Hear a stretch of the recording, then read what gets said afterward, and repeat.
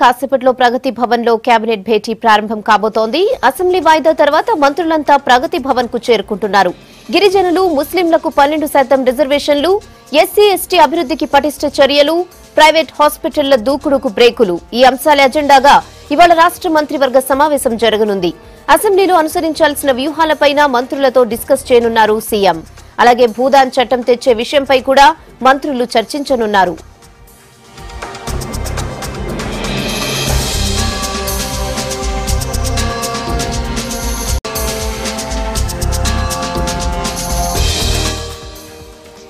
కాసేపట్లో ప్రగతి భవన్ లో కేబినెట్ భేటీ ప్రారంభం కాబోతోంది. అసెంబ్లీ వాయిదా తర్వాత మంత్రులంతా ప్రగతి భవన్ కి చేరుకుంటున్నారు. గిరిజనులు, ముస్లింలకు 12% రిజర్వేషన్లు, ఎస్సీ ఎస్టీ అభివృద్ధికి పటిష్ట చర్యలు, ప్రైవేట్ హాస్పిటళ్ల దూకుడుకు బ్రేకులు ఈ అంశాల ఎజెండాగా ఇవాళ రాష్ట్ర మంత్రివర్గ సమావేశం జరగనుంది.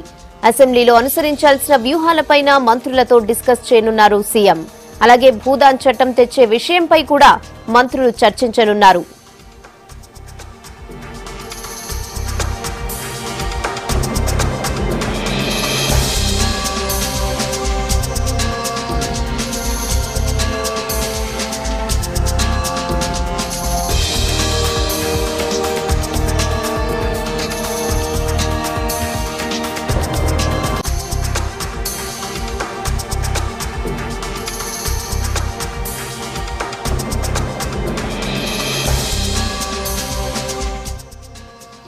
దీనిపై మరిన్ని డీటెయిల్స్ శ్రీనివాస్ అడిగి తెలుసుకుందాం. శ్రీనివాస్, చెప్పండి, కేబినెట్ భేటీ ఎంతసేపట్లో ప్రారంభం కానుంది? ఇక ప్రధానంగా ఏ అంశాలపై చర్చించనున్నారు? అప్డేట్స్ ఏంటి?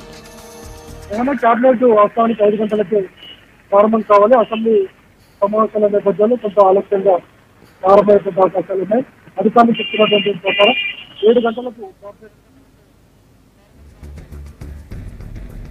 కొంత ఆలస్యంగా ప్రారంభమయ్యేటువంటి అవకాశాలు ఉన్నాయి. అధికారులు చెప్తున్నటువంటి ప్రకారం 7 గంటలకు క్యాబినెట్ స్టార్ట్ అయ్యేటువంటి అవకాశాలు ఉన్నాయి.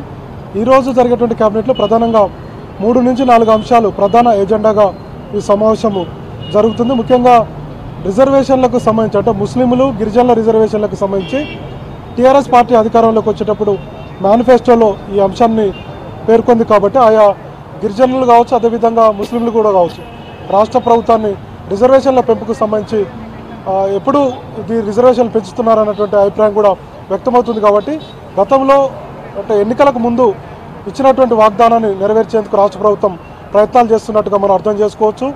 గిరిజనులు ఎంతమంది ఉన్నారు, వారికి ఎంత నిష్పత్తిలో రిజర్వేషన్లు ఉండాలి, అదేవిధంగా ముస్లింలు తెలంగాణ రాష్ట్రంలో ఎంతమంది ఉన్నారు, వారికి అనుగుణంగా రిజర్వేషన్లు ఉండాలనేటువంటి అభిప్రాయానికి రాష్ట్ర ప్రభుత్వం వచ్చింది. దీనిపై గత కొన్ని నెలలుగా తీవ్రస్థాయిలో కసరత్తు చేస్తుంది. మొత్తంగా తమిళనాడు స్టేట్లో ఏ విధంగా అయితే 69% రిజర్వేషన్లు ఉన్నాయో, అదేవిధంగా తెలంగాణ రాష్ట్రంలో కూడా రిజర్వేషన్ పెంచాల్సినటువంటి అవసరం ఉందని చెప్పి ముఖ్యమంత్రి భావిస్తున్నారు.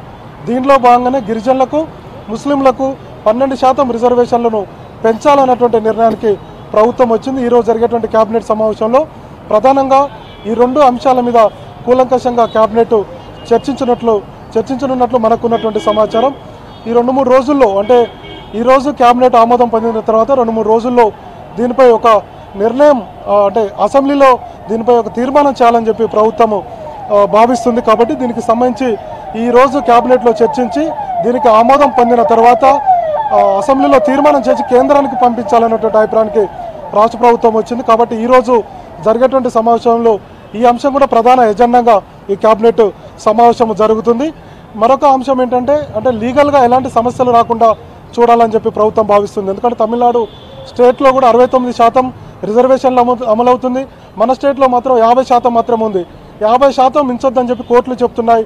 కాబట్టి 69%కి ఏ విధంగా చేయాలి, రిజర్వేషన్లు పెంచేటువంటి ప్రక్రియలో ఏ విధంగా న్యాయ నిపుణుల సలహా తీసుకోవాలి, కేంద్ర ప్రభుత్వంపై ఏ విధంగా ఒత్తిడి చేయాలనేటువంటి ఆలోచన రాష్ట్ర ప్రభుత్వం చేసింది.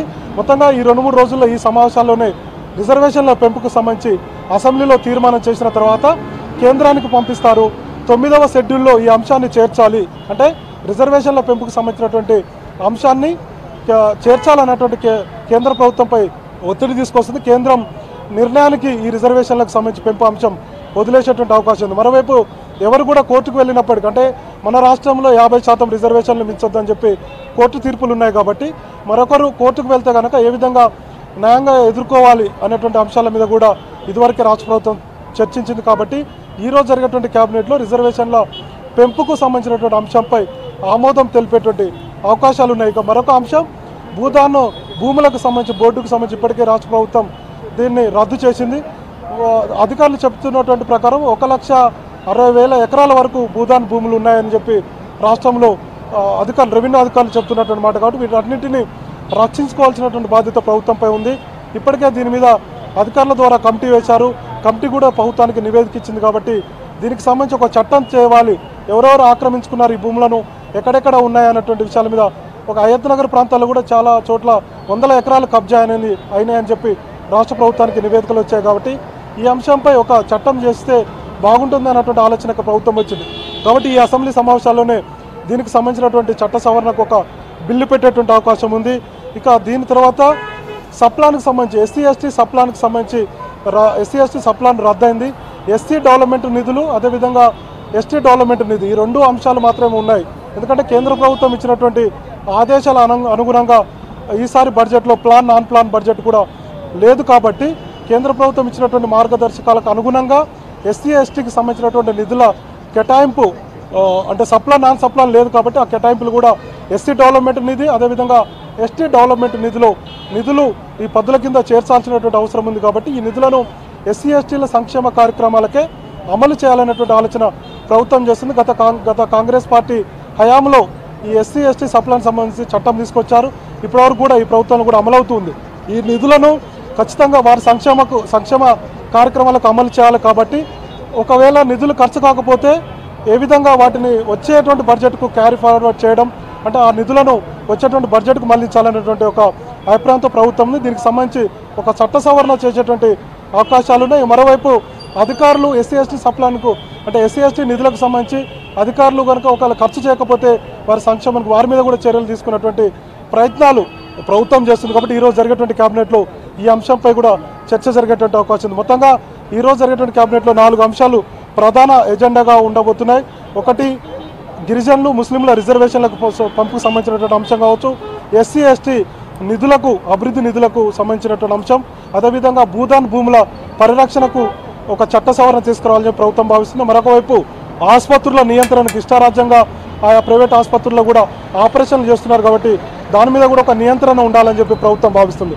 ఈ అంశాల మీద ఈరోజు జరిగేటువంటి క్యాబినెట్లో జరిగేటువంటి అంశాల మీద చర్చిస్తారు. ఇక మిగతా అంశాలకు అంటే అసెంబ్లీ సమావేశాలు జరుగుతున్నాయి కాబట్టి అదేవిధంగా ప్రతిపక్షాలను ధీటుగా ఎదుర్కోవడం పద్ధతుల మీద పూర్తి స్థాయిలో చర్చించి ప్రజలకు రాష్ట్ర ప్రభుత్వం ఏ బడ్జెట్ పెట్టింది, ప్రజల సంక్షేమానికి ఎలా కార్యక్రమాలు అమలు చేయబోతుంది అన్నటువంటి అంశాల మీద కూడా అసెంబ్లీలో మాట్లాడాలన్నటువంటి అభిప్రాయంతో ముఖ్యమంత్రి మిగతా మంత్రులకు సూచించేటువంటి అవకాశం ఉంది. ఇది ప్రస్తుతానికి క్యాబినెట్కి సంబంధించినటువంటి లేటెస్ట్ అప్డేట్.